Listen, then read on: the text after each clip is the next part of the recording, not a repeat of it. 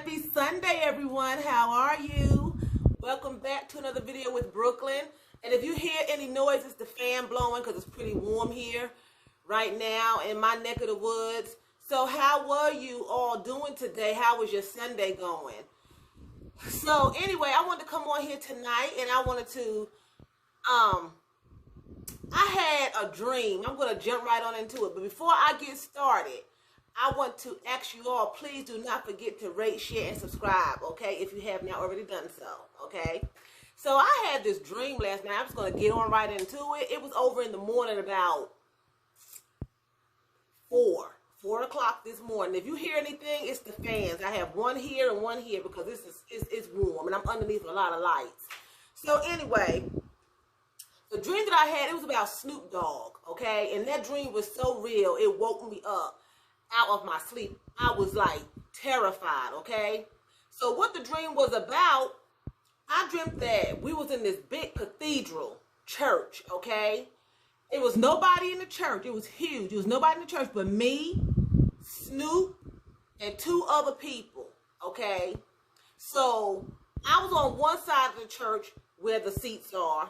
Like you going into the church, I was on the left-hand side of the church, and Snoop Dog and the 2 people he was talking to was on the right-hand side of the church, and up there toward the pulpit where the preacher would be preaching, okay?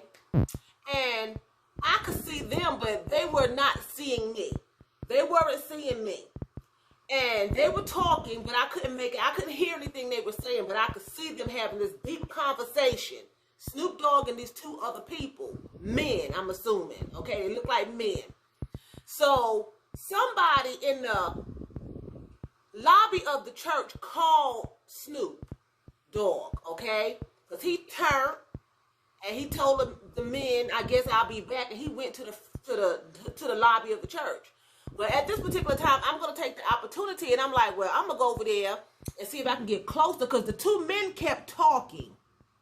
They kept talking. So I was like, well, I'm going to go over there, and I'm going to see if I can eavesdrop and see what's going on, what they talking about. You know, Snoop Dogg and they was having this conversation. So in the dream, I'm like, I'm going to go over there and see if I can eavesdrop. Now, I go over there to that side of the church where the 2 men are, and I still can't hear them. I can't hear them, and they're not seeing me. Okay? So, Snoop is coming back into the church to finish talking to the men. Excuse me, I'm looking back. To talk to the men, and I get scared. I'm like, oh God, I don't want Snoop Dogg to see me over here being nosy. So I drop down, I try to get underneath the bench. Okay? So I roll under the bench, and I'm laying there like, oh God, please don't let Snoop see me. Please don't let him see me. So he comes back, and he's talking to the men, but I'm not all the way under the bench. So he really should have seen me. Because they were looking right at me, but they were like looking through me or past me. And Snoop says, this is the first time I heard any voice. Snoop says, they told me I was going to die.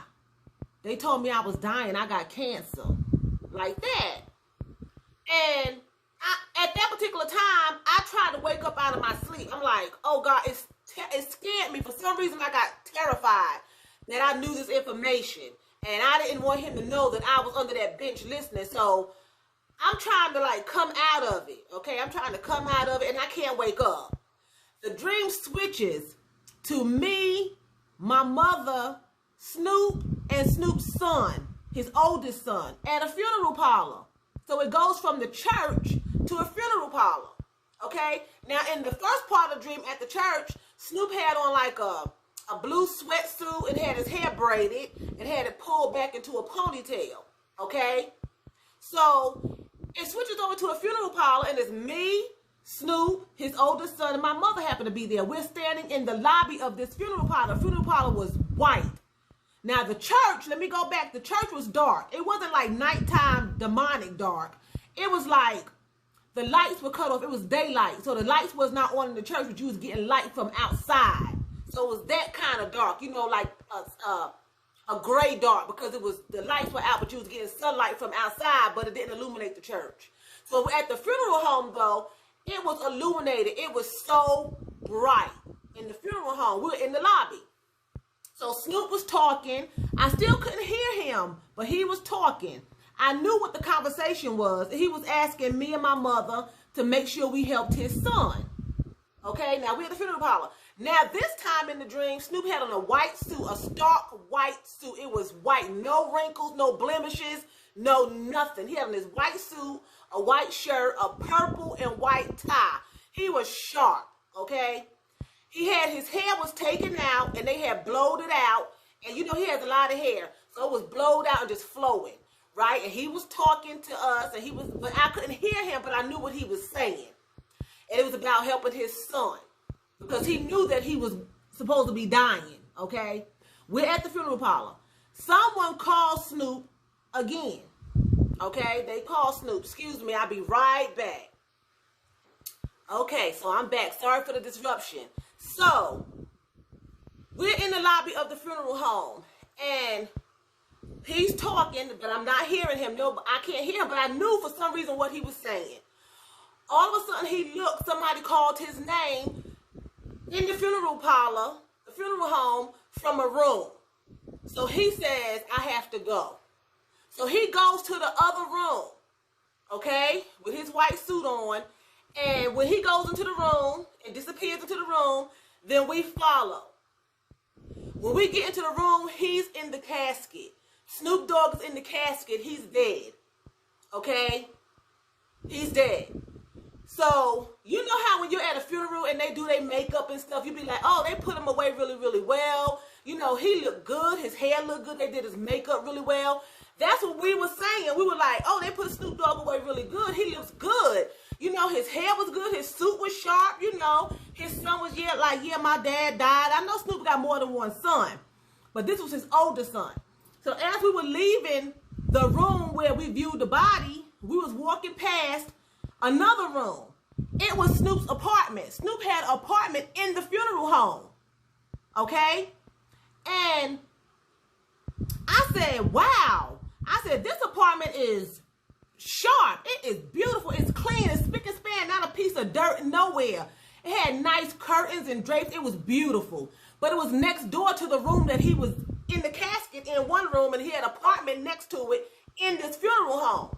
So we go into the apartment, and his son was in there, and then the phone started ringing, and it was bill collectors, okay? Because Snoop had asked us to make sure we helped his son. Bill collectors started calling. His son was like, can y'all please take this call? My father just died, and they already calling for money like that. And my father just died. I woke up out that dream. I was terrified. I couldn't even move. It scared me so bad. It felt like death for real, okay? And let me just say a disclaimer. I am not a witch. I am not a soothsayer. I do not practice black art. I do not practice black magic. I do not do any of that. I don't seek the stars and the moon and the sun. I go to sleep and I dream. You know, a lot of people dream. God gives people dreams sometimes when he want to tell them things and show them things and warn them or whatever the case may be. That's what he does. He shows you in dreams. Now, whether Snoop Dogg is going to die, whether he had cancer or not, I don't know. That dream really freaked me out because it went from one part to another part, and it was clear as day. But one thing I did notice, in the funeral home, it was spick and span white. He was all in white. And then his apartment was all white and spick and span clean. So I'm hoping and praying that if something was to happen to this man, that he have his affairs in order. Because that was his spiritual life. That when you dream about a house being dirty or a house being clean, that's your life. That's how you're living. That's you. Your body is your house. That's your temple. And it was so clean and serene in that apartment. He was all in white. The funeral home was all in white. And his apartment was all in white with like purple curtains and stuff. It was beautiful. It wasn't dark. It wasn't dirty. It wasn't satanic. So I'm hoping that if anything is to happen to this man, I hope that he has his house in order.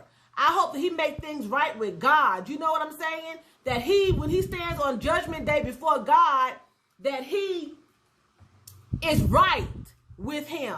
You know? Because to be absent from body is present with Christ. You know, you when you die, you present in one place or another. And it was just beautiful. You know, his ending, the ending of his life, the funeral home, and the casket, his suit, the apartment, that was the ending of his life. He said, I have to go. He knew he had to go. He walked away and got in the casket. Okay? So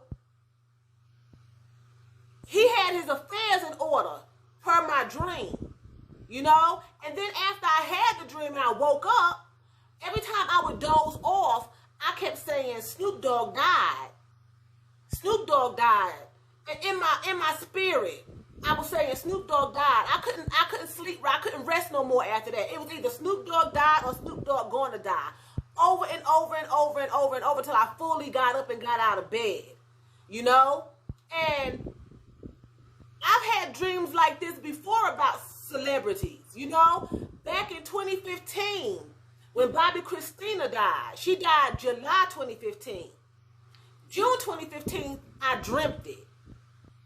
I dreamt that she died. I dreamt that I was Whitney Houston. Okay? I was myself, but in the dream, I was Bobby Christina's mother. Okay? And I was bawling. I was sitting at my kitchen table in the dream, and people were around me, and I was crying. Now, we know Whitney was dead at that particular time. I think she died in 2012. But in the dream, I was Bobby Christina's mother. And I was bawling. I was bawling. I was just crying so hard. And I was like, my baby died. My baby's dead. I was just bawling. I was grieving so hard. Okay? And I woke up and I told a few people, after I come out the dream, they were trying to console me in the dream. When I came out of the dream, I told people, you know, about the dream. Didn't think no more about it. I think a week or so after that is when her accident happened.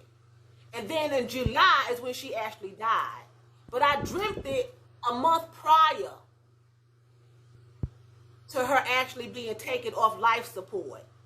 You know? So I don't know why I have those dreams. I don't know what I do. From time to time I do. And I had that dream about Snoop Dogg. And I pray and I hope that his life, if it happens to end, I don't know. I just wanted to share that dream with everyone. If it happens to end, I hope it's serene. And I hope he has his house in order like I saw. Because in the dream, it went from the church. You know, it has to be spiritual because he was in a church. And I'm thinking the two men that he was talking to maybe were death angels. And then when they called him into the lobby of the church, then they'd been deaf. Because he came back and they said I was going to die. That I have cancer, I'm going to die. Then when it went to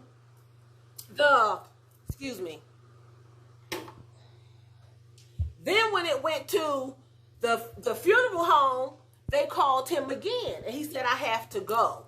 So there had to be death, you know. And he just went into the other room and got into a casket. Then we followed like a procession into the room to view the body. He was laying there with his eyes closed, hands folded, white suit. His casket was white. The whole room was white. Out in the lobby in the funeral home, it was all white. Next door to the room that we viewed his body in was his apartment in the funeral home. And it was all white except for the curtains. The curtains was like a nice purple with some white in it, like his tie. Because his tie, remember, his suit was white, but he had a purple and white tie. He had some curtains that drew back really, really fancy, and they was purple and white, and everything else was just white. So that represents his life. So I know Snoop Dogg has a reputation of having a temper, carrying guns, you know, shooting folks, smoking dope, getting drunk, cussing and carrying on. But God looks at the heart. Now, I don't know if he still does all them things or not. I have no idea. I know King David in the Bible, he murdered people. He took Bathsheba, got her pregnant, put a hit out on her husband. You know, he did everything under the sun, but he had a heart after God. He loved God. God looks at the heart. You know what I'm saying? I'm not saying you won't pay for your actions, because you do. You pay for your consequences. But he looks at the heart, because actions fool people. You could be the sweetest person on earth and have a wicked heart. Maybe Snoop has a good heart, and the Lord looks at your heart. And maybe he can deal with Snoop and talk to him before his ending. That's just what I dreamt. I don't know. I just wanted to share it with everyone because it just freaked me out. I woke up with fear gripped me. It gripped me. It really did. It just grabbed me from the church part. When he came back and he said that they said I'm going to die, and he was so, it was just sad. I got scared like death was there. You know, I just got fear just gripped me. And I was under that bench praying, God, please don't let this man see me because he's going to kill me. I'm eavesdropping. He looked right at me, but he didn't see me. So, and then it switched to the funeral home, you know? So I just wanted to share that dream with you all and, you know, wish you all a wonderful week. Tomorrow is Monday, the 31st of August. And I just wanted to wish you all a wonderful week. Share my dream with you all. Sometime I dream, you know, and sometime it come to pass. It takes a long time. And sometime I'll be like, wow, I dreamt that 4 years ago. You know?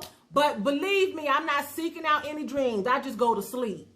I just go to sleep and I just dream, you know? So, anyway, so don't be leaving no messages in my box calling me no Jezebel or no witch and asking me to read your future and read your palm because I don't do them things, you know. God speaks against that in the Bible. I read the Bible, I believe the Bible, and he speaks against working witchcraft. So I don't do anything like that. To seek out dreams and to read the stars and everything like that, according to the Bible, is witchcraft.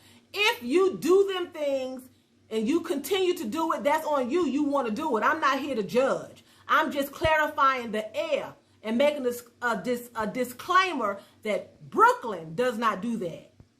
But if you do that, that's your business. You grown. You can do what you want to do. You have to answer for yourself and I have to answer for mine. I'm not here to judge anybody. I'm just saying Brooklyn does not do that.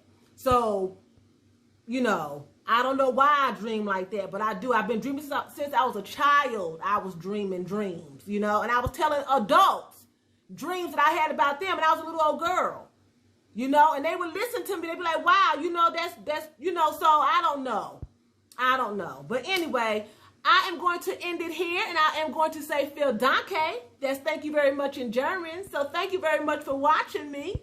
And choose, that's what? That's bye in German. You all have a wonderful week. Talk to you soon.